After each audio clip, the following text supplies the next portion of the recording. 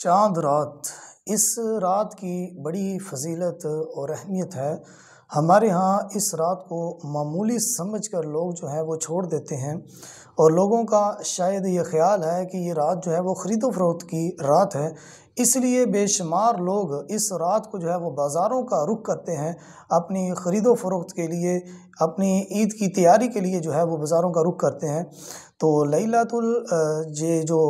رات ہوتی ہے، چاند رات، اس کو لیلۃ الجائزہ بھی کہا گیا ہے۔ یہ ایسی مبارک رات ہے کہ یہ عیدی کی رات ہوتی ہے۔ مثال کے طور پر اگر مختصر آپ کو میں سمجھانا چاہوں تو جس طرح ایک مزدور صبح سے مزدوری کرتا ہے اور جب شام کو وہ اپنا کام مکمل کر لیتا ہے تو اس کا مالک اس کو اس کی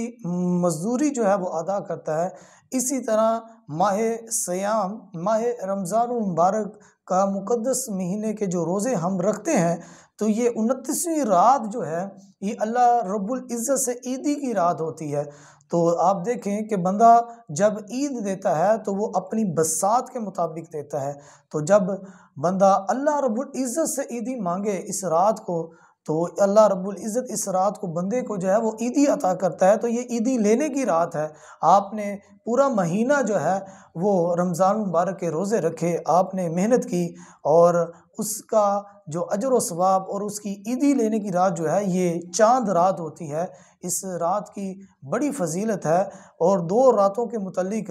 فرمایا گیا، کتابوں کے اندر آتا ہے کہ اس دن جب سب کے دل جو ہیں وہ مردہ ہوں گے، جو ان دو راتوں کو جاگ لے، یاد الہی میں گزارے، اللہ کا کثرت سے ذکر و اذکار کرے، نوافل ادا کرے، تو ان دو راتوں کی جو ہے بڑی فضیلت آئی ہے۔ ایک چاند رات عید الفطر کی، اور دوسری عید الاضحیٰ کی رات۔ فرمایا کوئی شخص ان دونوں راتوں کو جو ہے اللہ کی یاد میں گزار دیتا ہے، عبادت الہی میں مصروف عمر رہتا ہے، تو فرمایا اس دن جب سب کے دل جو ہیں وہ مردہ ہوں گے، ان لوگوں کے دل جنہوں نے ان رات کا اہتمام کیا ہوگا، ان کے دل جو ہیں وہ زندہ ہو گئے۔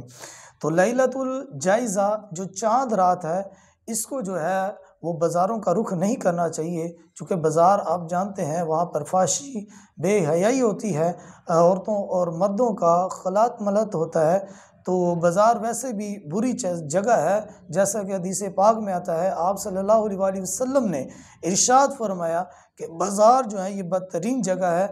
مسجد جو ہے یہ بہترین جگہ ہے۔ تو یہ عیدی لینے کی رات ہوتی ہے، اس رات کو ویسے ضائع نہیں کرنا چاہیے، اور اس رات کا اہتمام کرنا چاہیے۔ اللہ رب العزت اس رات کو انعامات سے نوازتا ہے، تو ان انعامات کو ضرور حاصل کیجیے گا، اور اس رات کو بازاروں کا رخ مت کیجیے گا۔ اگر خرید و فروخت ہی کرنی ہوتی ہے تو عید سے